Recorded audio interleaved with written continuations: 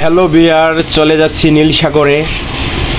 দেখুন, আপনারা নীলসাগরে গেলে সৈয়দপুর থেকে যদি কেউ নীলসাগরে যেতে চায়, অবদার মোড় ঢেলাফির এক রোডে নীলফামারী, এবং নীলফামারী যাওয়ার পর এখানে রেল স্টেশন সংগ্রহ দুইটা রোড পাবেন। বাঁ সাইডের রেল গেটের রাস্তা দিয়ে প্রবেশ করবেন সোজা। আমি বর্তমান নীলফামারী রোডে আছি। আপনারা নীলফামারী সদর পার হয়ে রেল গেট সংলগ্ন দুইটা রাস্তা পাবেন। বাঁ দিকের রাস্তাটা দিয়ে সোজা যাবেন।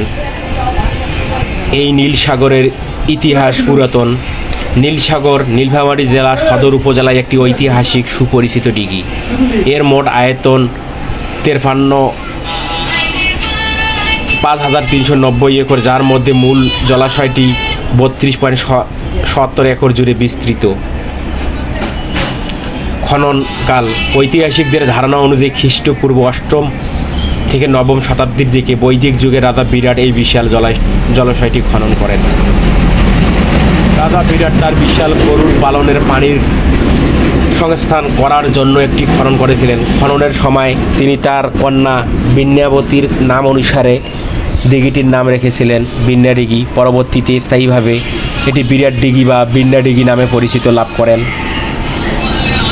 1979 সালে স্থানীয় প্রশাসনের উদ্যোগে দিঘিটির নাম পরিবর্তন করে নীলসাগর রাখা হয়।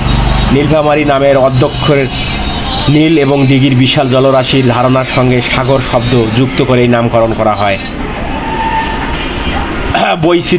বৈশিষ্ট্য এবং সৌন্দর্য, পাখি এবং জীববৈচিত্র্য। শীতকালে সুদূর বিভিন্ন দেশ থেকে অসংখ্য অতিথি পাখি এবং দিঘিতে আসে, যা এর সৌন্দর্য কয়েক গুণ বাড়িয়ে দেয়।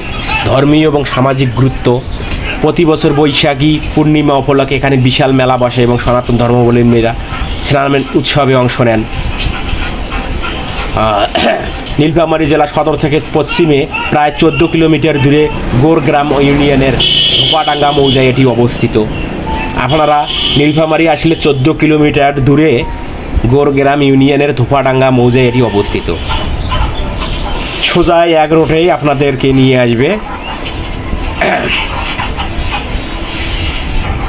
দেখুন ভিউয়ার্স, নীলসাগরের ভিউটা দেখুন কত সুন্দর। হ্যাঁ, এখানে আসলে আপনার প্রাণটা জুড়িয়ে যাবে। দেখুন নীলসাগরের চতুর্থ সাইডটা আমি দেখাচ্ছি আপনাদের ঘুরে ঘুরে, আপনারা দেখুন। তারপরে এরপরে আমরা গেটে প্রবেশ করব। টিকিট মূল্য হচ্ছে 20 টাকা এবং মোটরসাইকেল পার্কিং 50 টাকা। আপনি সরাসরি মোটরসাইকেল নিয়ে ভেতরে প্রবেশ করতে পারবেন। এখানে ব্রিজের একটু কাজ চলতেছে। হ্যাঁ, একটু নিচে নামতে হবে। নিচে নামে আপনাদেরকে একটু রাস্তায় উঠতে হবে। দেখুন, সাবধান অবলম্বন করে উঠতে হবে।